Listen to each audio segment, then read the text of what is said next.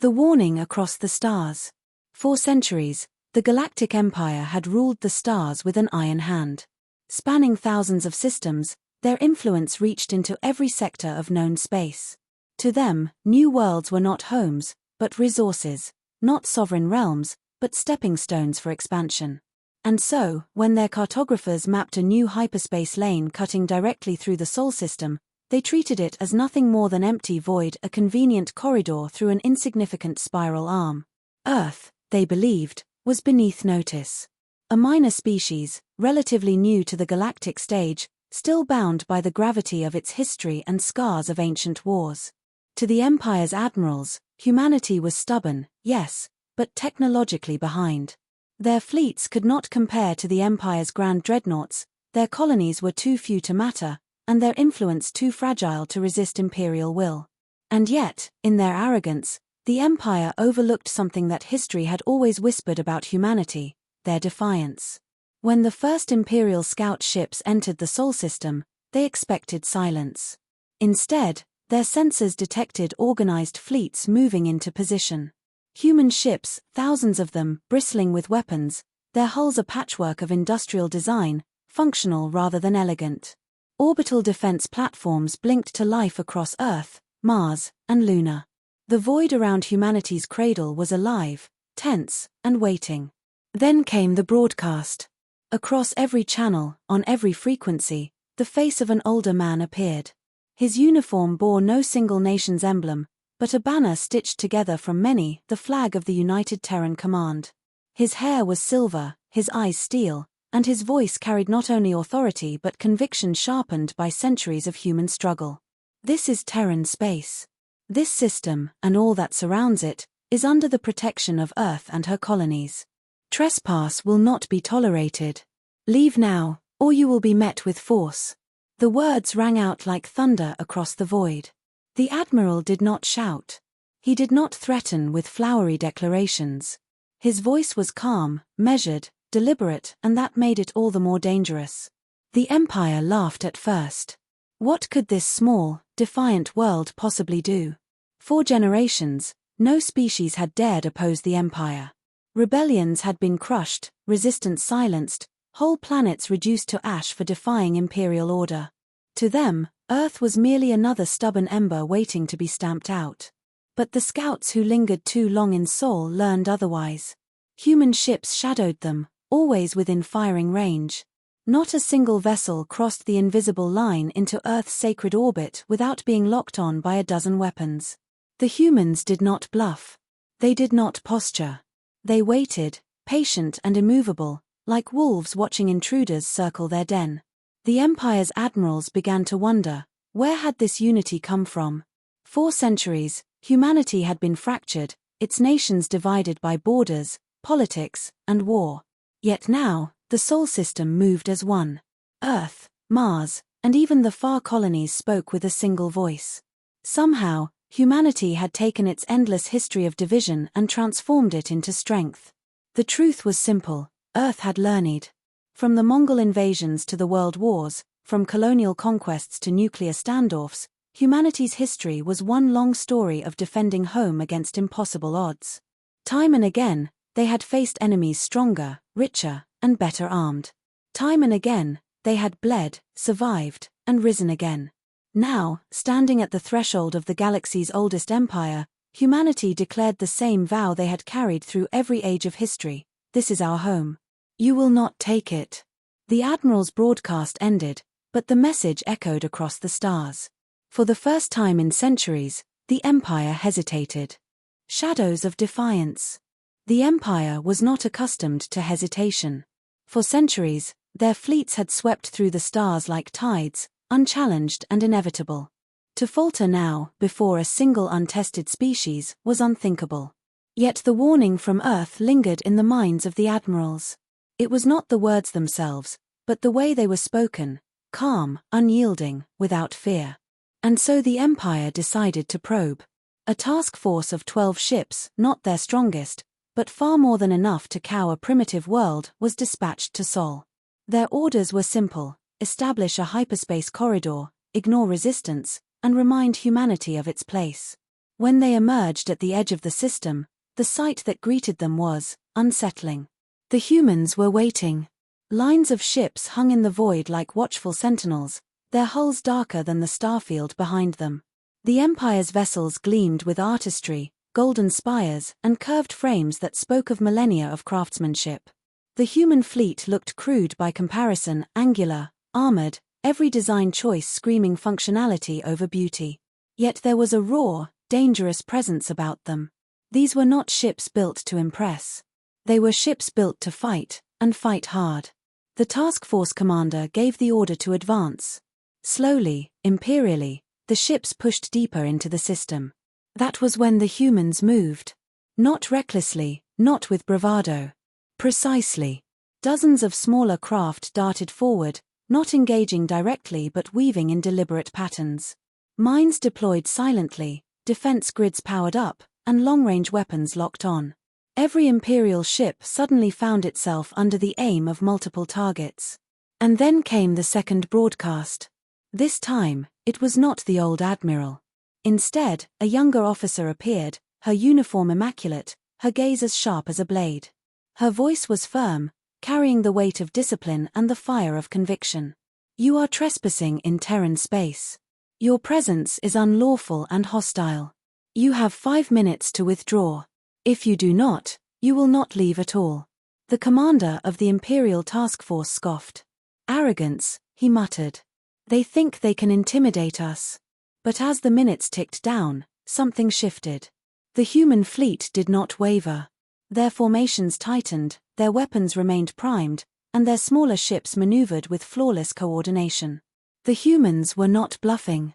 And for the first time in centuries, the Empire's officers felt the sharp edge of doubt. Because this was not the behavior of a desperate species clinging to survival. This was the discipline of a people who expected to win. When the countdown ended, silence fell. The humans did not fire first, not out of mercy, but principle. They let the Empire choose. The task force commander, bound by pride and protocol, gave the order to advance. The void erupted in light. Human railguns roared, kinetic slugs tearing across space faster than thought. Missiles streaked from hidden platforms, blooming into controlled infernos. EMP bursts flickered like false stars, scrambling Imperial shields. The Empire's ships fired back, beams of radiant energy slicing into the dark, but the humans moved with unnerving precision, absorbing blows, redirecting fire, and striking where it hurt most. One Imperial frigate went dark within minutes, its hull ripped open. Another spiraled, engines crippled by a perfectly placed salvo. The humans did not fight chaotically, they fought like predators, coordinated, adaptive, relentless. By the time the battle ended, 4 Imperial ships were destroyed, 5 crippled, and the rest retreating into hyperspace. The humans had losses too, but fewer than the Empire expected. And more importantly, they had proven a point. The message was clear: humanity would not bend. When word reached the Imperial capital, the Senate was outraged. A barbarian species dares to spill Imperial blood. They must be eradicated. But beneath the anger lurked something colder: fear.